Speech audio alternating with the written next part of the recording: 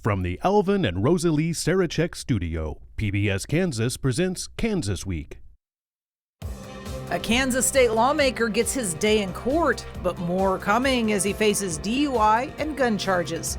Plus, defending the defense work at Spirit, why Senator Moran says he has concerns about the fallout of a possible Boeing-Spirit re-merger in Wichita. But first, a call for the governor to release a woman imprisoned for murdering her rapist. That's what we're talking about right now on Kansas Week.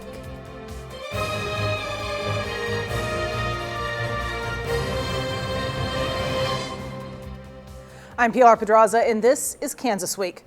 We begin tonight with the story of Sarah Gonzalez McLean. She killed her rapist after months of abuse and is now serving a 25-year sentence minimum for it.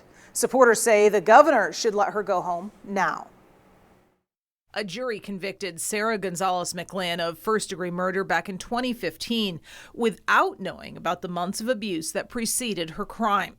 The Kansas Reflector reports Gonzalez McLean regrets killing Hal Sasko. She also regrets moving into his Lawrence home where he repeatedly raped her. On a January night in 2014, she admits to drugging her captor, zip-tying his limbs, and slitting his throat.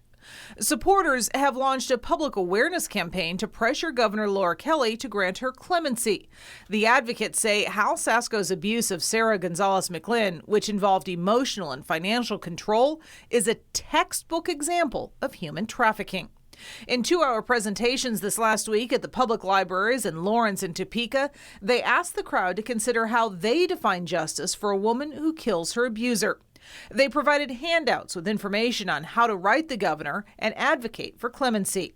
We're asking Governor Kelly to see that Sarah was a sex-trafficked and labor-trafficked traumatized young woman who killed her trafficker, who is also her serial rapist, Sharon Sullivan said. And here to discuss this and other news of the week with us, we have Jared Cirillo, a Wichita journalist, and Dr. Neil Allen, a political scientist from Wichita State University. Thank you both so much for being here this week. And Jared, I'm going to start with you. You and I have both covered a number of stories over the years that involve abuse victims. The science is pretty much settled. We know how this happens, and we call them survivors today as instead of victims as that we did when I was young. But in either case, we know the psychological trauma involved that allows for that kind of control today. Yeah. It's easy for people on the outside to say, leave, get out of that relationship. But when you're in that relationship, it's so hard for people to get out. And it seems like that's what happened in this case. The victim could not get out of the relationship. And clearly she felt that this was the only way out. This is truly a sad case all the way around. As I was looking at the history of this case, my initial question was all of the info about her history with her abuser brought forward at trial? And it was not. It was a plea agreement. The judge would not allow that information to be presented. So, it's very unfortunate that this is what's going on. She's been in prison for 10 years, I believe, already. Mm-hmm. It sounds to me like she deserves clemency in this case, and it'll be interesting to see how this comes out. And this is a case where they've been asking for clemency for some time. These are, some would argue, the kinds of cases that clemency was designed for. I mean, I would agree entirely with that, because clemency and the pardon power that governors have and presidents have for federal cases, we often think of it in terms of, like President Trump, for example, pardoning pretty much every person convicted of political corruption that we've ever heard of. That's really not what it's for. It's for, in some ways, error correction when the system makes a mistake or goes too far.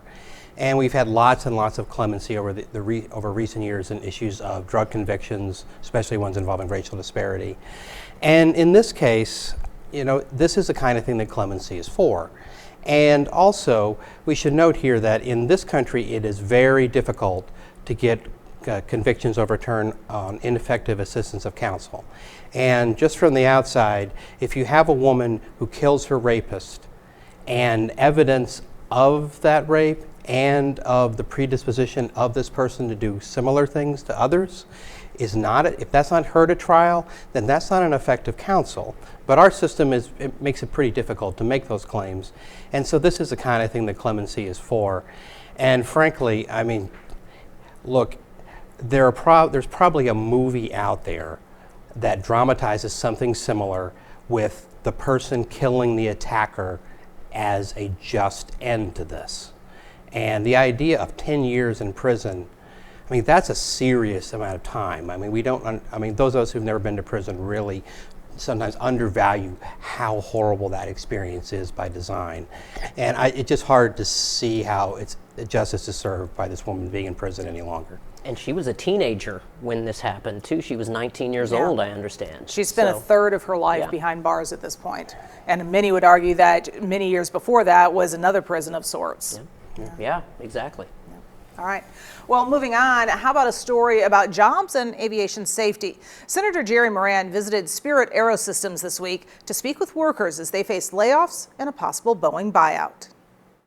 Senator Jerry Moran told reporters later that he sees a potential Boeing buyout of Spirit as a common sense move, but he wants to make sure Wichita retains the work Spirit currently does for other companies in the defense sector, which impacts about 1,500 to 2,000 Spirit workers. Moran says today's Spirit workers are a different generation than the ones who did the job when Spirit bought Boeing's Wichita facilities almost 2 decades ago. And they seem to approve of the idea of Boeing coming back to town. I think they see this as a way of stabilizing Spirit, of providing the additional financial resources for Spirit to be successful, and just kind of a common sense thing where we're doing the work for Boeing. Why wouldn't it make sense for us to be one company? As for the looming layoffs, Moran says it's important to make sure additional safety regulations don't slow the supply of airplane parts to Spirit more than absolutely necessary to ensure safety in the air. He said that's what's behind the recently announced layoffs. And this is an interesting discussion because when Boeing left Wichita, before they left, they had been doing defense work for themselves, of course. And now we've got other companies that are using the facilities that Boeing developed in Wichita for defense work that might be cut out of work if Boeing comes back. Very interesting situation there. It is. And also, all the issues that Boeing has had recently, particularly the issues involving the 737 MAX that led to massive furloughs and at least temporary layoffs here in Wichita, is partly about Boeing being very bad at politics sometimes. And so when Senator Moran talks, Boeing should listen. And Moran is perfectly positioned to deal with these issues, serves on Senate Armed Forces, has been on intelligence, has been in the Senate for many years. And there are real issues, with the lines between secret work, that's national security work, as opposed to other work, because a lot of the technology that is developed for defense work is used for commercial work and vice versa. And also, frankly, I'm a little worried about layoffs, not just for the standard issues of those people who lose their jobs. And I mean, for example, I'm like the thousands of people in Wichita that I don't work for Boeing or Spirit, but my neighbor does. And I want him to have his job, and also to have his job in the day and not have to go back to work in third shift like he did 20 years ago when he started. But also, if you're losing workers, you're going to lose workers with clearances and workers who you can trust. And I hope that this re-merger, I think is probably what it'd be called, if it's done, is done very carefully. But also, I mean, I moved here after Spirit split off from Boeing. But also, we can see here some of the long-term negative consequences with corporations making decisions based upon short-term financial decisions, and frankly, with trying to break unions and to treat their workers worse, because the good workers are the workers you need to do the good work. Yeah, and I know when we had lawmakers on last week, there was a lot of talk about wanting to make sure we keep those laid off workers in Wichita. It's certainly something of a concern long term for the city. And as a former member of the city council myself, we talk about diversifying our economy all the time, and this is exactly the reason why we have to figure out a way to diversify our economy in Wichita. the days of the 60s and the 70s are over, and when Boeing Wichita employed 30 and 35,000 people are never going to come back, unfortunately, as many as we wish it could be that way.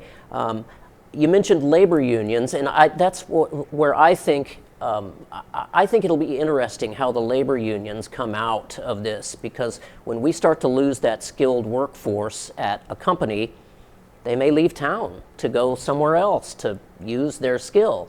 And unfortunately, I think Wichita may, I can't say Wichita will come out on the losing end of this, but unfortunately, when we see these layoffs happen, we never see, it seems like, the numbers come back. And also, there's a lot of advantages for a machinist or an engineer here. Look at Boeing. Where else do they employ a lot of people?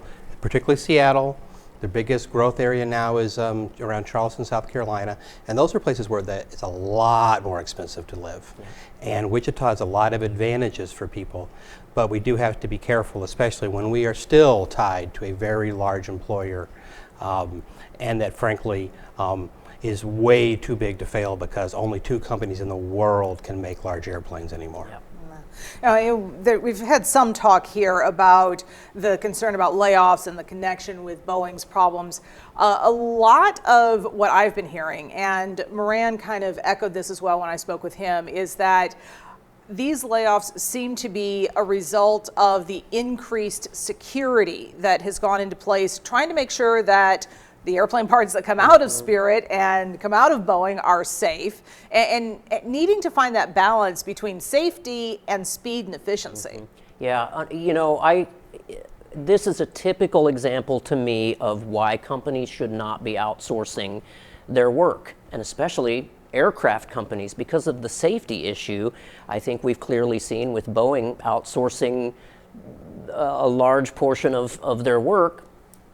That creates another barrier, if you will, for lack of a better phrase. Right, and I mean, on the case of the Alaska Airlines flight that had the door blow off, for my reading as to now, it has still not been established where those bolts were put on.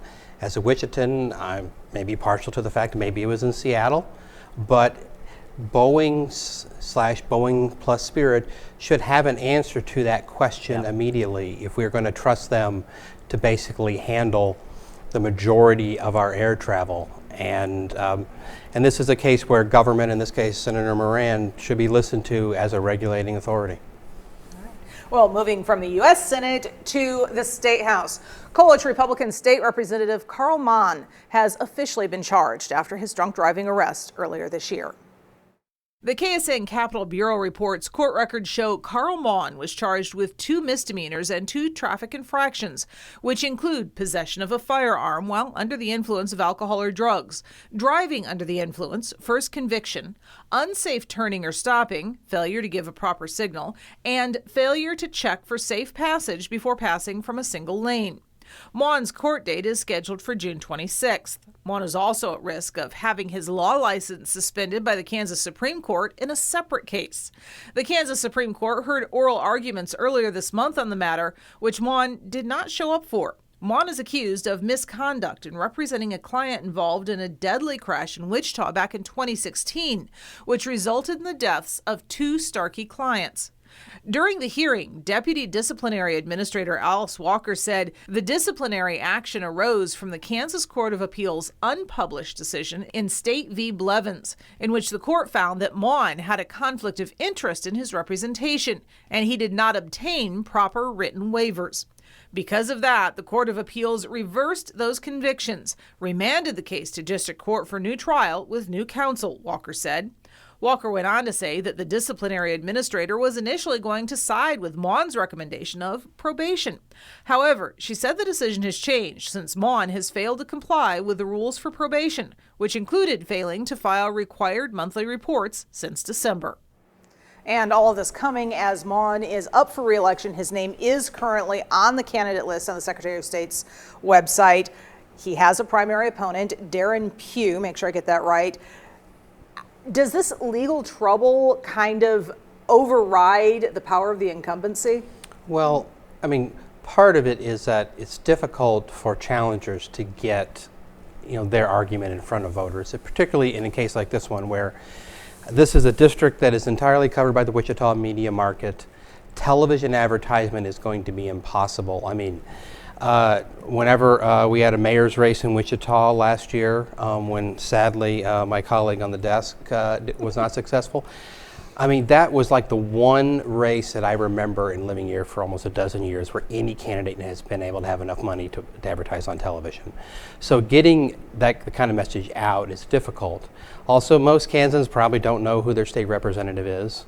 Also, this is a strongly Republican district, not necessarily because of gerrymandering, just because of the area that it's in. There's no way to draw in the southern part of southwest Sedgwick County, a district where a Democrat could win. Although, frankly, if Vaughn's a candidate, then the Democrats, it's worth taking a shot considering his problems. Although, thankfully, at least when he was driving drunk, he wasn't like our former state senator Sullentrop and driving the wrong way on interstate. But also, this does show something else interesting that, and maybe it's a bit of a side issue, but in America, we have very, very pro-gun regulations. We have a lot of people that carry guns. And in this case, it's an interesting situation because it is apparently, I did not know it was illegal to be drunk and have a gun. I don't have a gun and I don't drive drunk, so I'm good on that. But it's, having a gun is something that just, frankly, citizens do, and it's just an add-on on charge here. But also, I mean, elections are about communication, and hopefully the citizens of the district can weigh the representation the Mon has given them in Topeka versus these particular candidate issues. And also on one final note, it's a good thing that legislators are going to get paid a working class wage of $50-something thousand, because there's a lot of lawyers in the legislature, not as much as there used to be, and I know a lot of them do good work, but doing work as a legislator and a lawyer, especially if you're anything like a solo practitioner or you're the only lawyer for given clients, that is hard to do. And I'm not saying that has anything to do with his problems in that previous case, but expecting people to be legislators full-time and then go back to other full-time jobs and toggle back and forth is just not a fair expectation. Yeah. Well, and you brought up the Sullentrop case. Over the last couple of years, we've had a lot of state legislators that have had trouble with the law for one reason or another. Yeah, I think this is the third or fourth case in the last 3 or 4 years where we've had a state lawmaker get in trouble with DUIs, I believe. But you hit on that pay. I wrote in my notes that one of those exact same things. This is why I wholeheartedly support raising the salary for our lawmakers, because so many times we see our lawmakers are lawyers, retirees, business leaders, people who can afford to delegate their work to someone else, people who are able to take that job for $20,000. Everyday people are not able to take that job and do their civic duty if they so desire for $20,000 or $25,000. That's why I believe we have to continue raising our salaries for our lawmakers to a more livable wage, so we get more everyday people serving and doing their civic duty. No. I can't tell you the number of lawmakers I've spoken with who have told me off the record, I lose money every year in the legislature. I was courted to run for my district about 10 years ago, and I couldn't do it. I really wanted to. I have a lot of ideas that I had thought about at that time, but there was no way I could do it and give up my full-time job. No. All right. Well, at the end of the regular session, we've been working our way through several coming changes to state law here in Kansas Week. This week, we look at a new law that's already facing challenges. Kansas physicians are legally challenging a new state law that would require them to ask and publicly report patients' reasons for seeking abortion care, as well as other personal information. A lawsuit says the law directly interferes with Kansans' bodily autonomy and their fundamental right to make their own decisions about health care, according to the Center for Reproductive Rights, which is representing the physicians. The new law is lawmakers' latest attempt to regulate the procedure after Kansas voters upheld a state constitutional right to abortion in a 2022 ballot initiative. Abortion care is allowed in Kansas up to 22 weeks of pregnancy. The new legal challenge has been added to an ongoing lawsuit against the state attorney general and district attorneys over other abortion restrictions in the state, including state-mandated abortion counseling they say is medically inaccurate. Specifically, a law requiring physicians tell patients the, quote, false and dangerous claim that it is possible to reverse medication abortions, and a state-required 24-hour waiting period before patients can access care. Anti-abortion lawmakers in the state House and Senate bypassed a veto from Governor Laura Kelly to advance House Bill 2749 into law without her signature. And really not much of a surprise, I think, that there's been this challenge. It seems like every bill that in any way would restrict abortions that has come out of the legislature since the 2022 amendment vote has been challenged. Yes, and what we have here is we are back to where we were effectively prior to the U.S. Supreme Court striking down Roe v. Wade and Planned Parenthood v. Casey, except it's the state Supreme Court who's doing the regulating. And the state Supreme Court decision, which failed to be overturned in the August of 22 referendum, it doesn't say that there can't be any restrictions. And our legislature is full of people that want to restrict abortion, and especially and do so in ways to keep women from accessing abortion care. And this is one of those laws. And my guess is the state Supreme Court will strike this down because the medical and public policy arguments for it are frankly weak and also seem to be cover for trying to put more barriers in the way of a woman accessing medical care. But also we have an example in Kansas of how this can go very wrong in a similar case, because in the late 2000s and early 2010s, our Attorney General was Phil Klein, who then became a Johnson County attorney, and he actually lost his law license for, among other things, making illegal use of women's abortion records and then talking about them both in terms of his regular job and in the media. And so we have to be worried here that our state government will have access to records that can be embarrassing for women, and that some women will just think, I don't want to answer these questions, so I am not going to access medical care that I'm legally guaranteed to have under our state constitution. And this does seem to be a direct result of the increased number of abortions being performed in Kansas, given the changes nationwide. Well, I think the increased number also happens because of the 2022 vote as well. Listen, I'll make this short and sweet. It's no secret I'm a Republican. I am personally against abortion. I think abortion is wrong, in exception for the most extreme cases of rape and incest. But at this point in time, I think Republican lawmakers need to listen to their constituents, their Republican constituents who voted in 2022 that these choices, these discussions need to be between women and their doctors, not lawmakers. All right.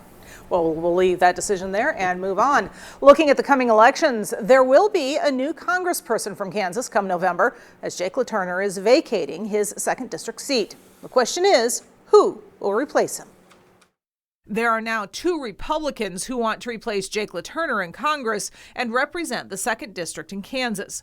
One is a former political appointee in the Trump administration and worked for LaTurner in Congress before quitting to run for his seat. The other is a former Kansas Attorney General and gubernatorial candidate. Derek Schmidt announced his candidacy for the Republican nomination last month and officially filed this last week. Jeff Kars formally filed at the beginning of May. I'm running for Congress, Kars said in a statement, because I want to leave this country better than I found it for my children, and we've got work to do. Schmidt said in his announcement, I feel a calling to serve, so I'm excited to announce that I'm running. I strongly believe that America needs more effective conservative voices in public service. LaTurner announced April 18th he wouldn't be running for re-election, leaving little time for Republicans to file for his seat before the June 3rd deadline. And this is a very interesting situation. Some political analysts I have already heard calling this Schmidt's race to lose. I think that's clearly fair. If you look at it, I mean, Derek Schmidt, he did get less votes in this district than Governor Kelly did, but Governor Kelly is the best Democratic candidate of modern times. And also the national environment should help the Republican in this race. The vote for president in the 2nd district is around like 57-58% Republican. So it is gettable with a good environment for Democrats, a mediocre or bad Republican candidate, and a good Democratic candidate. And it's not clear that any of those things are going to happen. The Democrats seem to have a serviceable candidate now. He's at least tall and is connected to basketball, which can be helpful. But Schmidt's a strong favorite. I mean, Carter's is interesting. I mean, he's from here and was involved in Wichita congressional politics and then state politics and some national politics, and his brother served in the state legislature and would be a pretty good candidate in normal times. But Schmidt is the strong favorite in that race. But Democrats ought to get behind their candidate. They ought to make a real run at this because that's what voters deserve as a choice. And also, it's in Democrats' interest to make it clear to Republicans that they're going to fight hard in the 2nd, because when the next time redistricting comes around, that Democrats should make the Republicans realize that going after Sharif Davids in the 3rd is a losing effort. Give her a safe seat, which could make the 2nd completely safe for the Republicans, even though the fact that they took just the city of Lawrence out of it makes it into a strongly Republican district. If it was not gerrymandered, then we'd be having a different conversation right now. And at the same time, there is that question, 2nd district, not necessarily our viewing area, although with YouTube we are seen around the state. Why is it that Kansans should care about a candidacy in a district that's not their own? Well, I think Kansans should care about all types of, civically, politics across the state. We often talk, especially in state politics, this will be federal, but we often talk in state politics that Wichita, western Kansas, what happens in western, especially for water, what happens in western Kansas happens for everywhere. But it's interesting that LaTurner only won that district in 2022 with 57% of the vote. So I do think that district is vulnerable. I don't know if Kleinman is the candidate to take over, but it'll be interesting to see. But also, I believe there's some sad news. I'm going to interrupt you guys there because we are out of time. I say that because I have one more announcement to make, and I'd like to take this time to do that. This episode rounds out 7 years for me on Kansas Week, and it's also my final episode on Kansas Week. For 6 of those 7 years, I have worked 6-day weeks or more to make this show happen. It has been a passion project for me. I greatly support the effort of this show and what it does for the community. But at this time, kind of like Jake LaTurner, I need to spend some more time with my family and maybe have a few weekends here and there to myself. So I am stepping back. When we come back from a hiatus, which will be the next 3 weeks, when we come back from that hiatus, Jared Cirillo, here on my side, will be taking over as the new host of Kansas Week. For now, stay safe and have a great week.